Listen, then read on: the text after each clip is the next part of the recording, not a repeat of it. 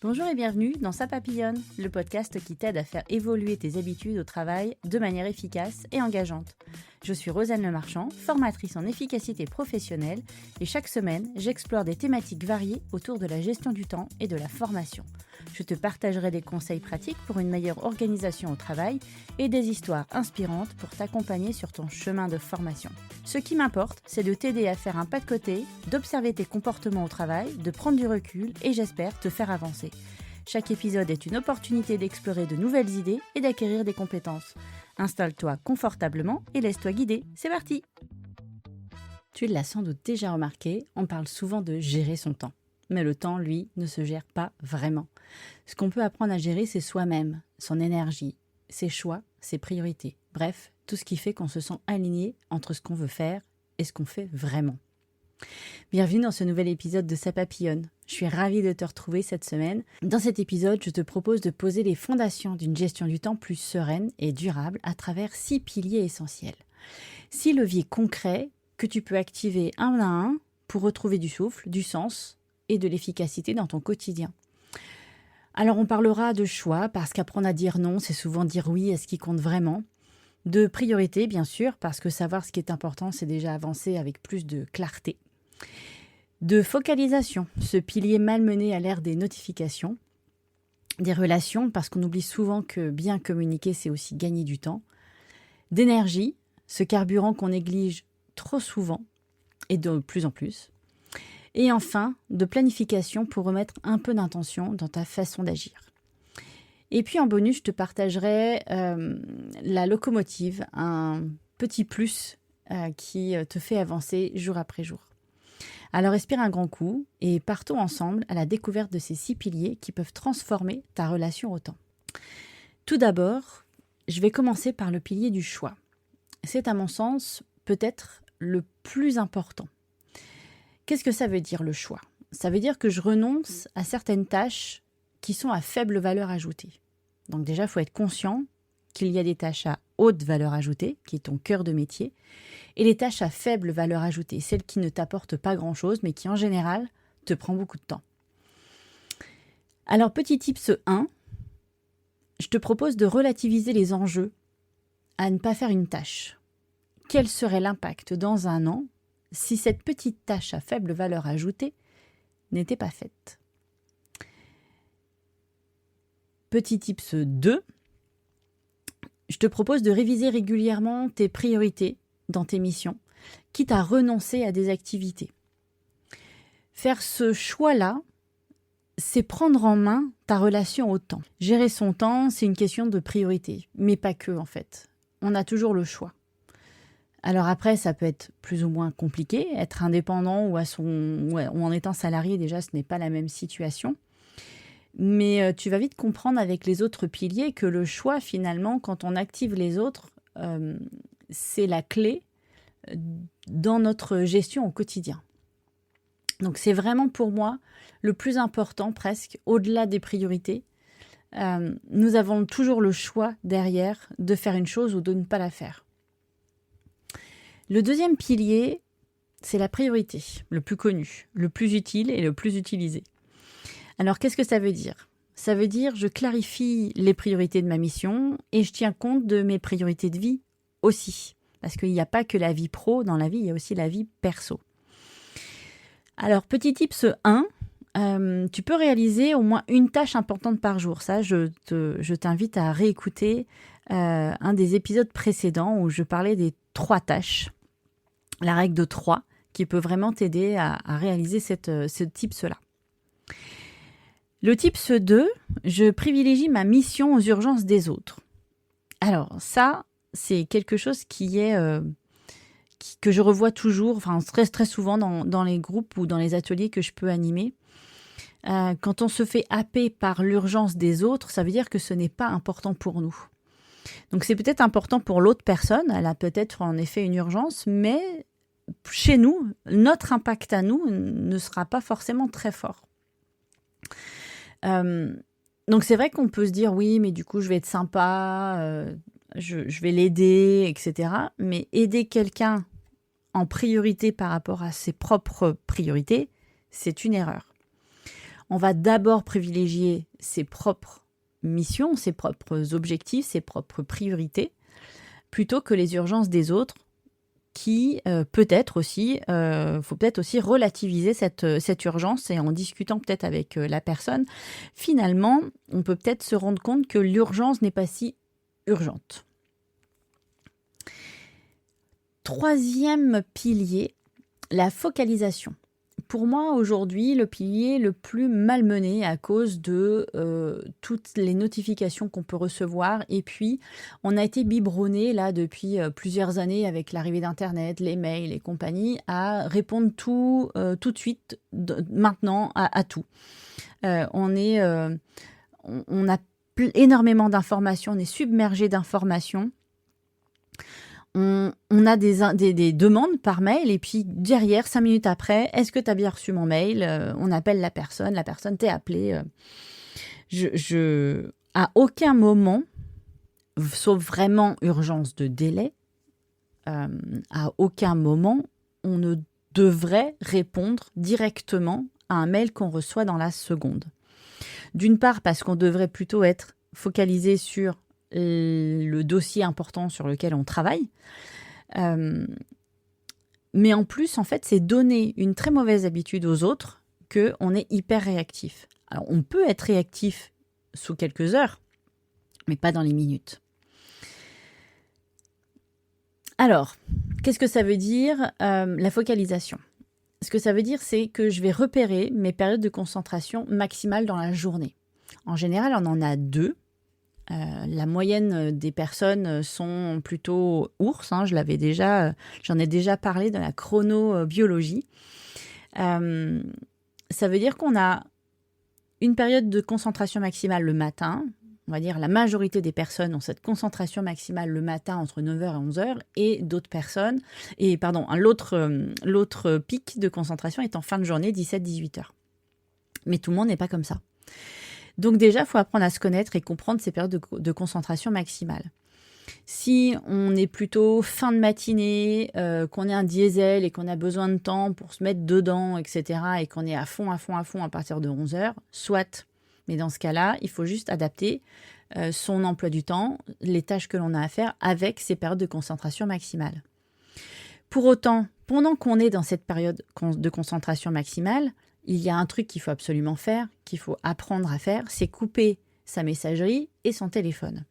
Je vous rappelle qu'on a des super outils numériques modernes qui s'appellent des téléphones, des smartphones, des iPhones, et sur lesquels on peut mettre des moments des concentrations, des modes de concentration, où en fait on n'autorise pas les personnes, c'est pas qu'elles ne nous appellent pas, mais en fait on ne le sait pas, ça n'apparaît pas sur le téléphone ne s'allume pas. On peut, quand on est comme ça en mode concentration, dire par exemple, en fait, telle personne et telle personne peuvent m'appeler, genre les enfants, genre mon compagnon, ma compagne, qu'importe, mais quelques numéros privilégiés, on va dire, peuvent me contacter quand même dans ces périodes-là. Donc si mon téléphone sonne, c'est qu'il y a quelque chose. Sinon, je continue ce que je suis en train de faire.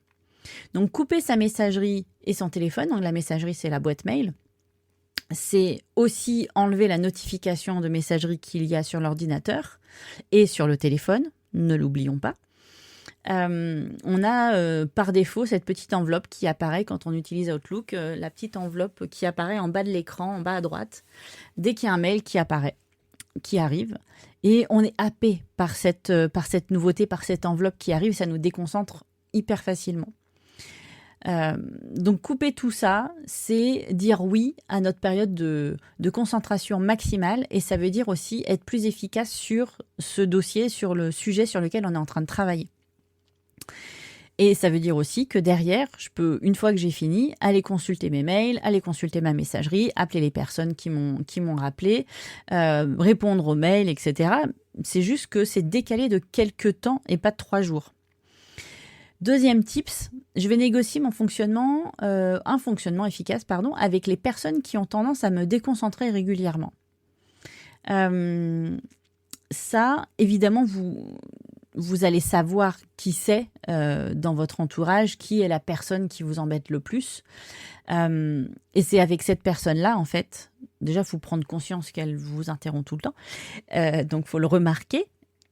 Et derrière, on peut très bien imaginer une sorte de compromis ou de code entre vous pour savoir si c'est vraiment urgent ou pas, si ça peut attendre, si c'est juste une question, etc. Mais en fait, simplement communiquer avec cette période et trouver un fonctionnement qui soit efficace pour les deux. Que chacun ou chacune trouve le bon positionnement, la bonne solution pour que ça soit OK des deux côtés. Le quatrième pilier, c'est le pilier de la relation. Alors, on ne l'utilise pas assez dans une optique d'optimisation du temps. La relation pour nous au travail, ça va être la relation avec les collègues, les pairs, les personnes avec qui on est en réseau, etc. C'est chouette, mais pas très souvent dans une optique d'optimisation du temps. Donc, qu'est-ce que ça veut dire? Ça veut dire que je clarifie avec moi-même ou mes collègues, quand on est salarié ou indépendant, et ou avec son N+1, ses priorités. Donc, c'est vraiment apprendre à communiquer avec son N+1 ou avec ses collègues pour faire en sorte que l'organisation soit correcte et OK des deux côtés. Donc, tips 1, je demande à mon manager d'arbitrer en cas de surcharge aussi ponctuelle.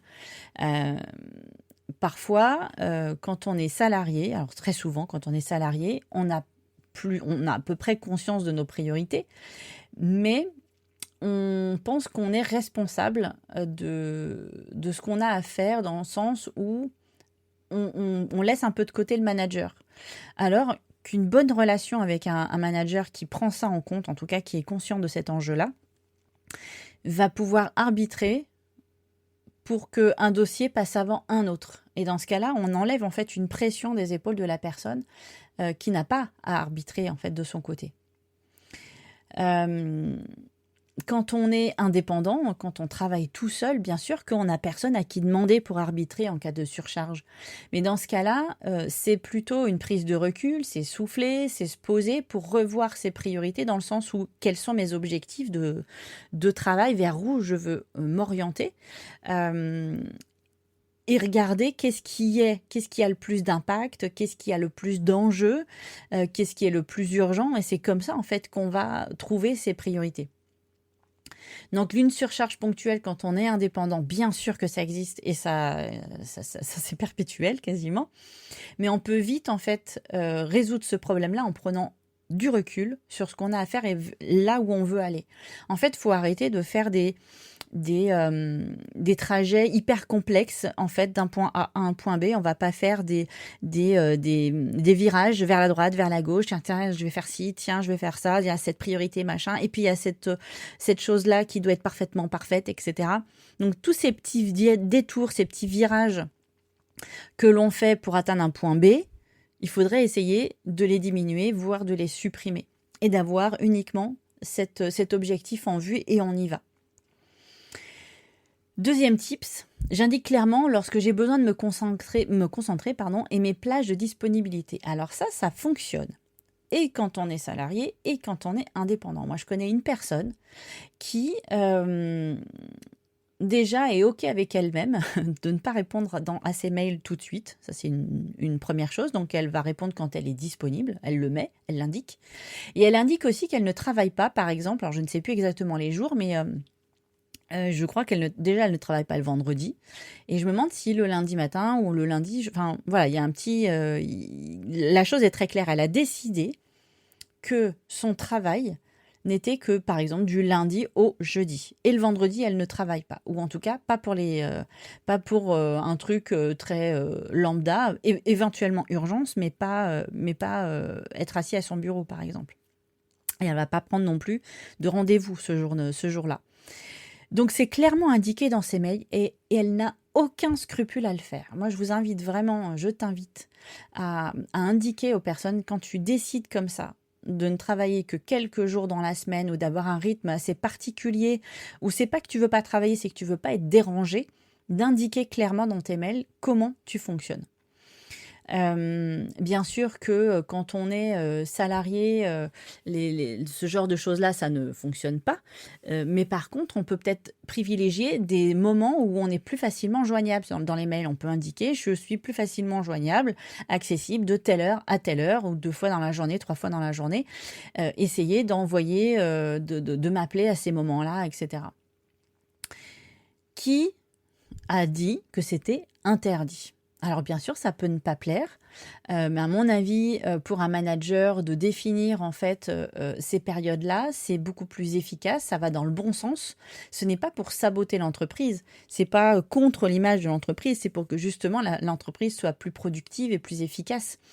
Donc ça va bien sûr dans le bon sens. Donc ça, c'est quelque chose à mettre en place avec N+1 éventuellement, mais faut pas se mettre des barrières et se limiter en fait à ne pas le faire.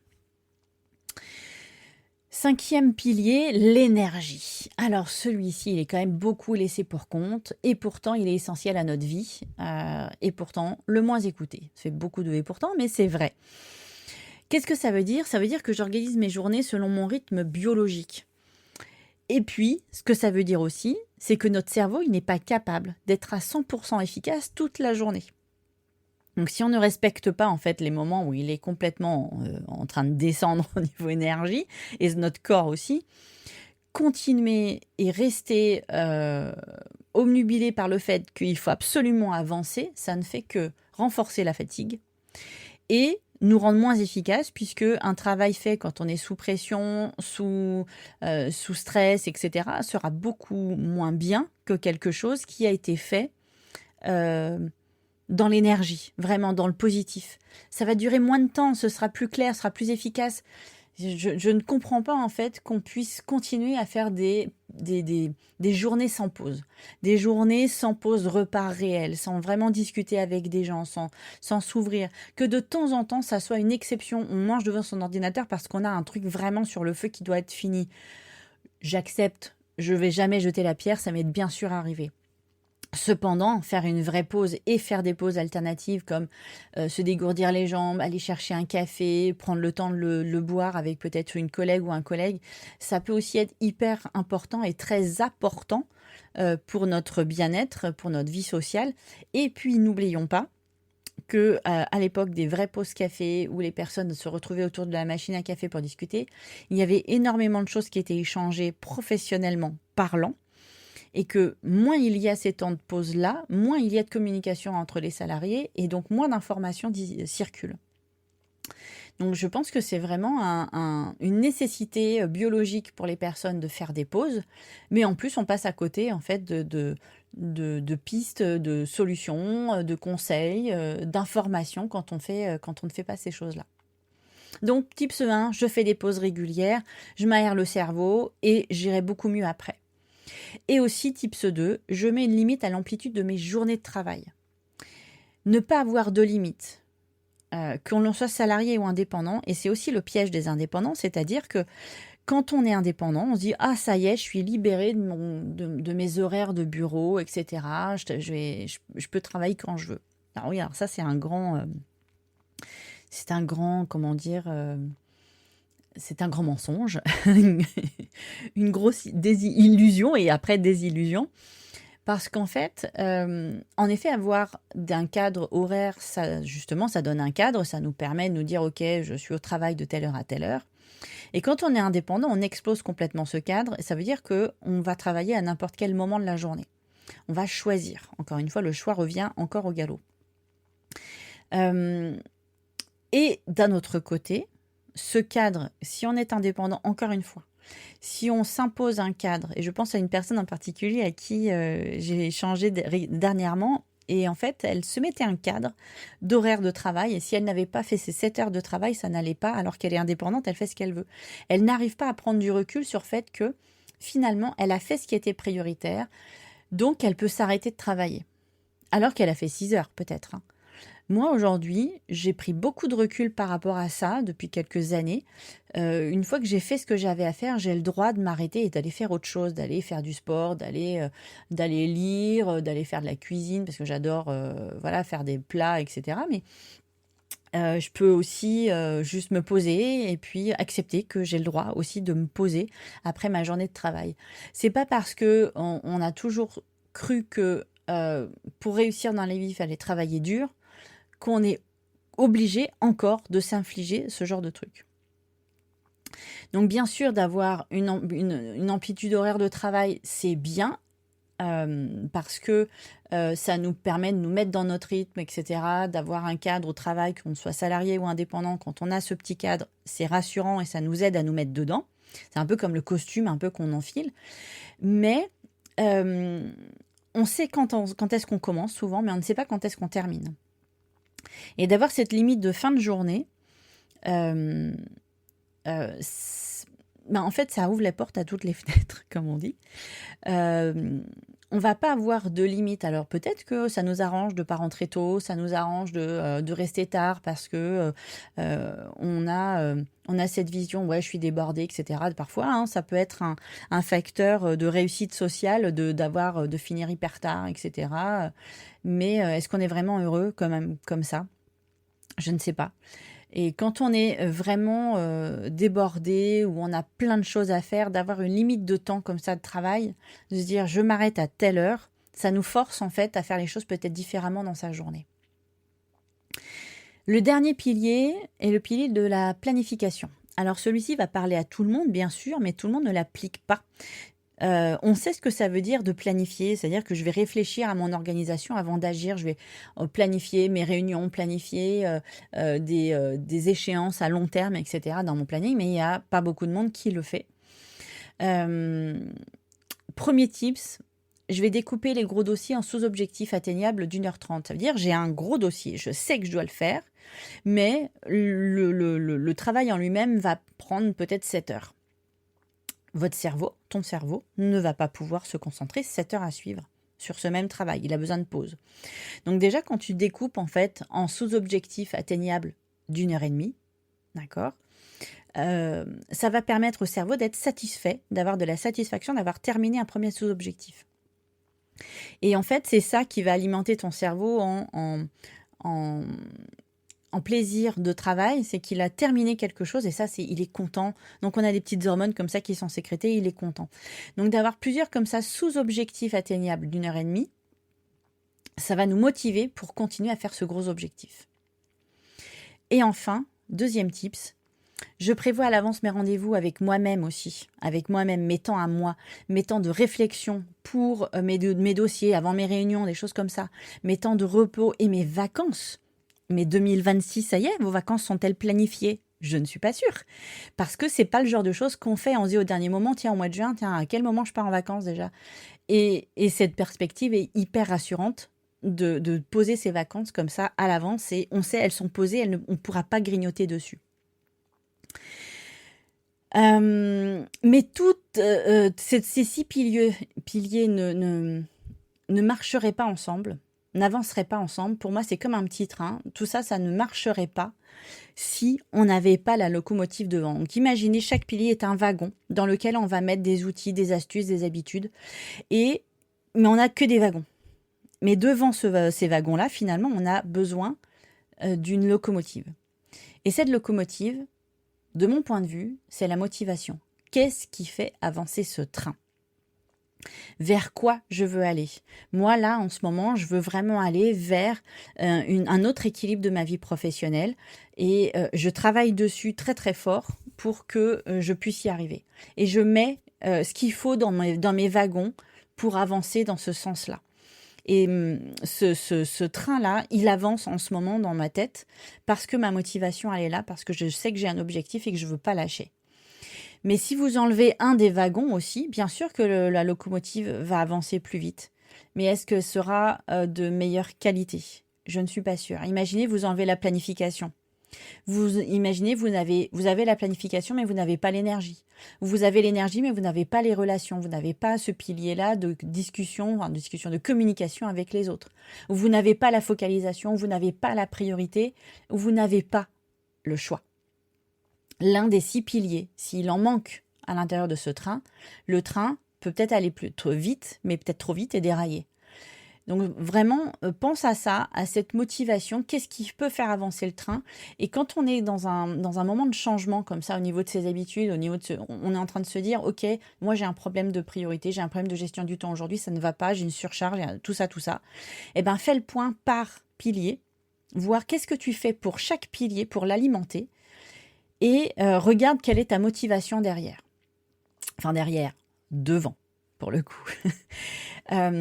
Sans ces 6 piliers bien remplis, ou en tout cas avec 1, 2, 3 petits tips, on sait rien, il peut y en avoir plusieurs, mais au moins un, en fait, il va manquer quelque chose, ça va être bancal, déséquilibré, et tu vas te planter. Donc le plantage, c'est quoi? Eh ben, c'est la surcharge mentale, c'est le stress, c'est éventuellement derrière, à force de pousser, ça peut être le burn-out. Donc je t'invite vraiment à réfléchir à ces 6 piliers et à voir qu'est-ce que tu fais aujourd'hui pour alimenter ces 6 piliers. Et en bonus, la motivation. Qu'est-ce qui te fait avancer? Qu'est-ce qui te fait avancer? Est-ce que c'est ta vie perso? Est-ce que c'est ta vie pro? Est-ce que c'est ta réussite sociale? Est-ce que c'est ton salaire, etc. Qu'est-ce qui te fait avancer aujourd'hui? Donc je te rappelle les 6 piliers. Dans l'ordre, il y avait le choix, la priorité, la focalisation, la relation, l'énergie et la planification. Je te laisse réfléchir à tout ça, je te laisse poser les choses et peut-être me laisser un commentaire ou m'envoyer un mail ou réagir sur LinkedIn quand je partage mes épisodes. N'hésite pas à me mettre un petit message pour savoir où tu en es avec cette histoire de pilier dans ta vie professionnelle. Je rajouterais aussi que dans la newsletter, je rajouterais aussi que dans la description de l'épisode, il y aura 2 liens. Le premier, c'est la newsletter. Bientôt va apparaître la newsletter de Erzen, ça papillonne.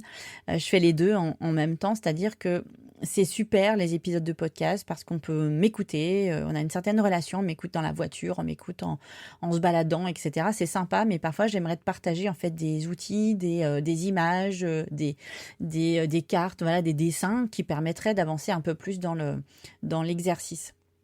Et ça, en fait, j'aimerais le faire dans une newsletter. Donc je t'invite, si ça t'intéresse, à cliquer sur le lien dans l'épisode pour t'inscrire à la newsletter qui apparaîtra très bientôt. Je suis en train de préparer tout ça. Donc elle va bientôt sortir, donc je t'invite à t'inscrire. Et le deuxième lien que tu auras dans l'épisode, c'est un questionnaire pour les indépendants, cette fois-ci, pas pour les salariés, puisque je suis en train de créer une offre de formation en distanciel avec des choses en plus, bien évidemment, c'est pas juste du distanciel. Donc si ça t'intéresse, en fait moi ce qui m'intéresse, c'est pas toi ce qui t'intéresse, mais je suis désolée, mais là ce qui m'intéresse en fait c'est un questionnaire, donc des réponses à un questionnaire des indépendants pour savoir comment tu travailles aujourd'hui, comment tu t'organises dans ta posture, dans ton travail d'indépendant, avec les moultes casquettes que tu peux porter. Je veux savoir un petit peu quelles sont tes problématiques d'organisation et ça me permettra de mieux cibler cette formation. Voilà, je ne veux pas me planter. J'espère que cet épisode t'a plu, j'espère vraiment aussi que je vais avoir des retours par rapport à cet épisode et je te souhaite un très bon week-end. Salut, à la semaine prochaine. Merci d'avoir écouté cet épisode. Si tu as aimé, je t'invite à t'abonner, à laisser un avis ou des étoiles et à partager avec tes amis. Je suis aussi à ton écoute. Alors propose-moi des sujets à aborder, je me ferai un plaisir de creuser le sujet. On se retrouve la semaine prochaine pour une nouvelle conversation passionnante. Salut!